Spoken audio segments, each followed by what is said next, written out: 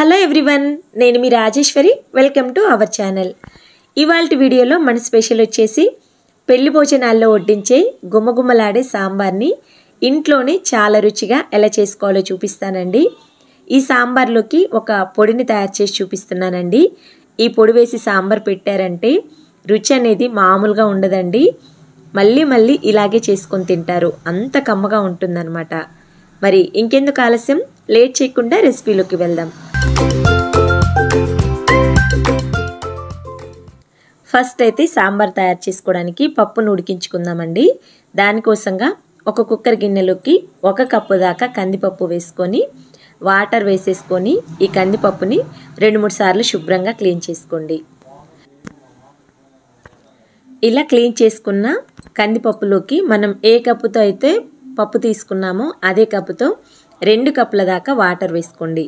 ఆ తర్వాత 1/2 table spoon దాకా పసుపు వేసుకొని నెక్స్ట్ ఇప్పుడు ఈ కుక్కర్ గిన్నె మూత పెట్టి స్టవ్ ఆన్ చేసి స్టవ్ మీద పెట్టి ఇప్పుడు మీడియం ఫ్లేమ్ మీద 3 విజిల్స్ వచ్చే వరకు ఉడికించుకోండి.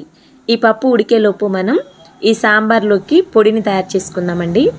దానికోసంగా స్టవ్ ఆన్ చేసి వేరొక కడాయి పెట్టుకొని 1 టేబుల్ స్పూన్ దాకా మినపప్పు, 1 టేబుల్ స్పూన్ దాకా పచ్చిశనగపప్పు, 1 టేబుల్ స్పూన్ దాకా కందిపప్పు వేసుకొని ఈ మూడింటిని కొద్దిగా వేగనివ్వండి. ఇలా వేగిన తర్వాత నెక్స్ట్ ఇందులోకి 1 టేబుల్ స్పూన్ దాకా ధనియాలు, ఒక 10 దాకా మిరియాలు, ఒక 10 దాకా మెంతులు వేసుకోవాలి.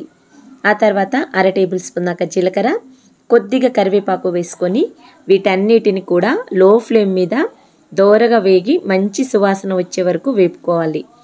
ఈ దినుసులు అనేది ఎంత బాగా వేపుకుంటే మనకి సాంబార్ అనేది అంత రుచిగా ఉంటుందండి. అస్సలు మాడనీయకూడదు అనమాట. ఒక గిన్నెలోకి వేసుకొని పూర్తిగా చల్లార్చుకున్న తర్వాత వీటిని మిక్సీ జార్లోకి వేసుకొని నెక్స్ట్ ఇందులోకి ఒక 4-5 దాకా వెల్లుల్లి రెబ్బల్ని వేసుకోండి. ఆ తర్వాత ఈ సాంబార్లోకి సీక్రెట్ ఇంగ్రీడియంట్ వచ్చేసి చిటికెడంత బెల్లం అండి. ఈ సాంబార్లో బెల్లం వేస్తే టేస్ట్ అనేది బాగుంటుందండి. అచ్చం పెళ్లి భోజనాల్లో వడ్డించే సాంబార్ టేస్ట్ వస్తుందన్నమాట.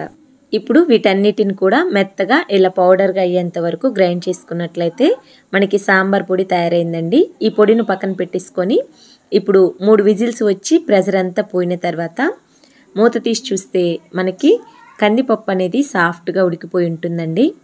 ఇలా ఉడికాక ఇప్పుడు ఒక ముద్దకం తీసుకొని ఇలా బాగా రుబ్బుకోవాలి మెత్తగా అయ్యేంత వరకు. మనకి 3 విజిల్స్ పెట్టాం కాబట్టి పప్పు అనేది ఆల్మోస్ట్ మెత్తగా ఉడికిపోతుందండి. ఇలా ఉడికిన తర్వాత మరికొద్దిగా వాటర్ వేసుకొని లిక్విడ్ కన్సిస్టెన్సీ లాగా రుబ్బుకోవాలన్నమాట. ఇలా రుబ్బుకున్న తర్వాత ఈ కందిపప్పుని పక్కన పెట్టేసుకొని ఈ సాంబార్లోకి ఇక్కడ నేను చిన్న నిమ్మకాయ సైజ్ అంతా చింతపండుని నానబెడుతున్నానండి.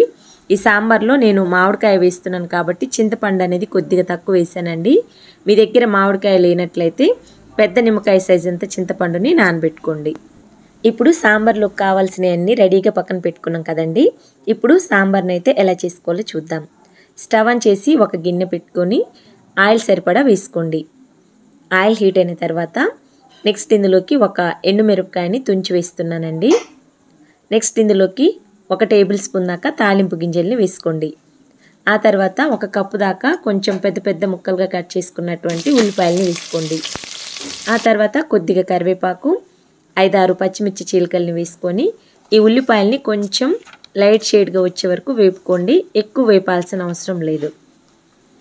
ఇలా వేగిన ఉల్లిపాయ ముక్కల్లోకి 1 పెద్ద కప్పు దాకా టమాటా ముక్కల్ని వేసుకోండి. ఈ టమాటా ముక్కల్ని కూడా ఎక్కువ ఉడికించకుండా కొంచెం పైన తొక్క అనేది మెత్తబడే వరకు ఉడికించుకోవాలి. ఇలా ఉడికాక నెక్స్ట్ ఇందులోకి 1 కప్పు దాకా మునక్కాయ ముక్కలు, 1 కప్పు దాకా క్యారెట్ ముక్కల్ని వేస్తున్నాను. నెక్స్ట్ ఇందులోకి 1 కప్పు దాకా ముల్లంగి ముక్కలు, 1 కప్పు దాకా దోసకాయ ముక్కల్ని పైన తొక్కు తీసి వేస్తున్నానండి. నెక్స్ట్ ఇందులోకి 1 కప్పు దాకా సొరకాయ ముక్కల్ని వేస్తున్నా.